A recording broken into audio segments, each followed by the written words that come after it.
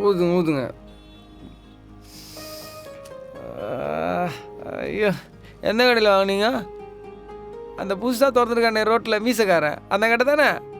ஆமா, அந்த கடை தான். சாப்பிடு. தெரியுது, வாசனை வச்சே கண்டுபிடிச்சிட்டேன்.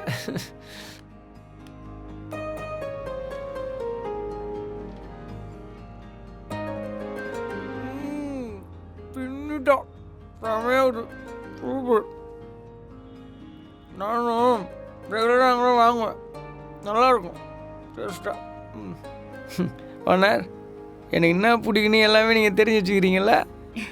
சூப்பர். சொல்லுக்கா. எங்க இருக்க? நான் நான் அக்கா, அது இவ்வளோ நேரம் ஆச்சு, வீட்டுக்கு வரலையான்னு அம்மா கேட்டுட்டு இருக்காங்க. அது வந்துக்கா. இந்த பாரஞ்சலி, நான் சொல்றேன்னு தப்பா எடுத்துக்காத. முதல்ல அவனை கராஜை விட்டு அனுப்பு, அதுதான் உனக்கு நல்லது. அவன் அக்யூஸ்டு, உன்கிட்ட தஞ்சம் அடைஞ்சிருக்கான். உடனே அவனை அங்கிருந்து போக சொல்லு. உன்னால முடியலன்னா சொல்லு, நான் பேசுறேன்.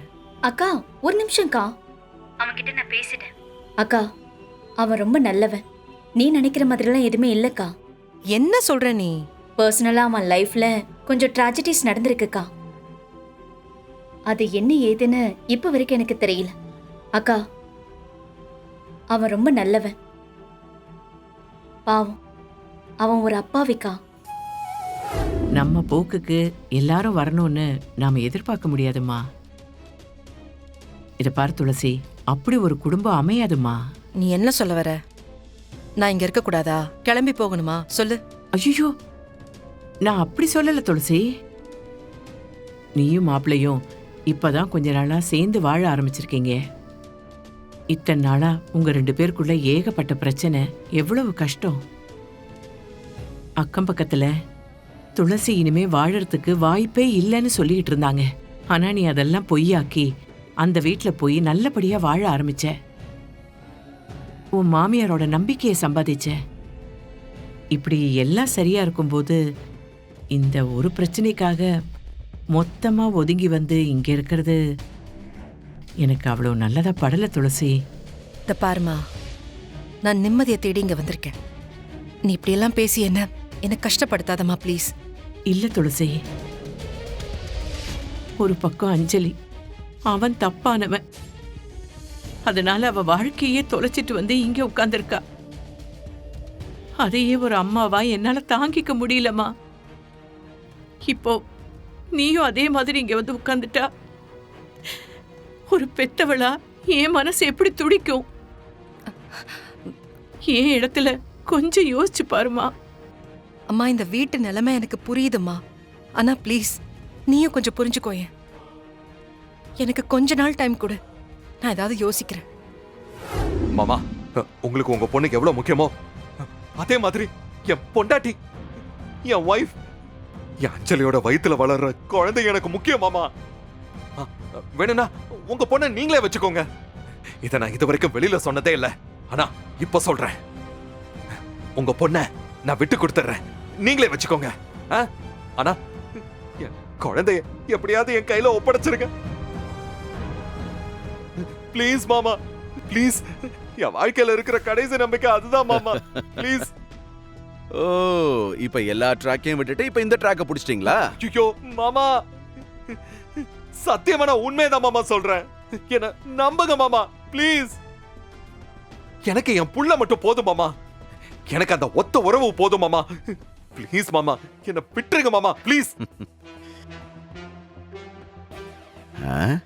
பரவாயில்லையே, இந்த டீல் கொஞ்சம் நல்லதா இருக்கு. ஆனா உடனே என்னால எந்த முடிவும் எடுக்க முடியாது. நீ மறுபடியும் ஒரு தடவைக்கு 2 தடவை யோசனை பண்ணி சொல்லு.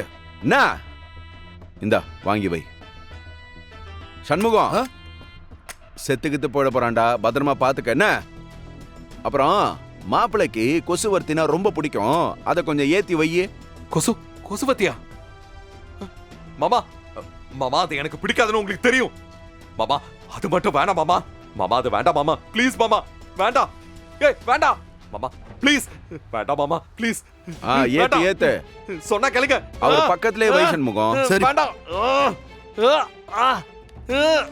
எனக்கு கொசுவத்தி பிடிக்காது மாமா.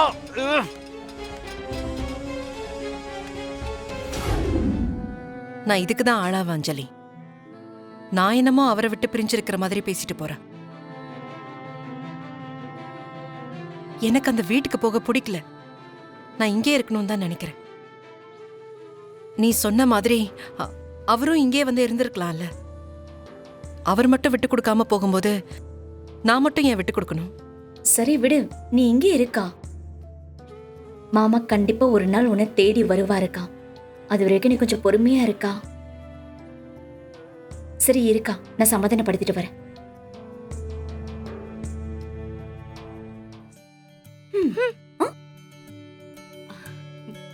தியா குட்டி, போங்க, நான் உங்ககிட்ட பேச மாட்டேன்.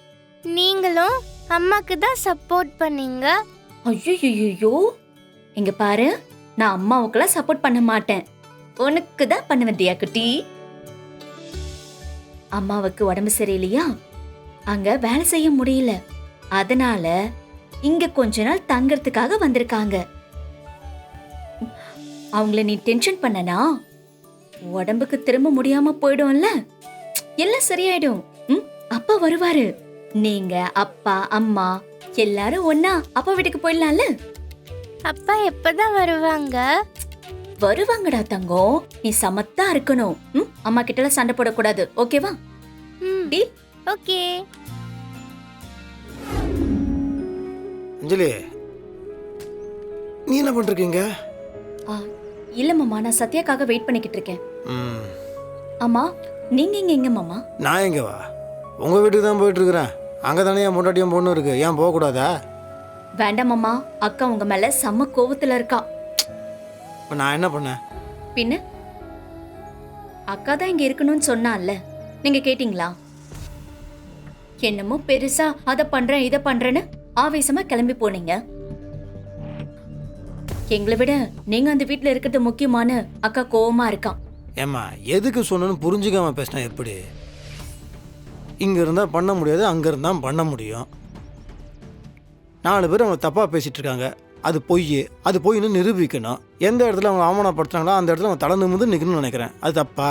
அதை இங்கிருந்தே செய்யலாம்ல மாமா. ஐயோ, அது இங்கிருந்து செய்ய முடியாதுன்றதுனால தான் அங்கிருந்து செய்யணும்னு சொல்றேன். இல்ல புரியல. எனக்கு தான் புரியல. இங்க யாருக்குமே எதுவுமே புரியாது, ஆனா எல்லாம் புரிஞ்ச மாதிரியே எல்லாத்தையும் செய்வாங்க. உங்க அக்காவுக்கும் எதுவுமே புரியல.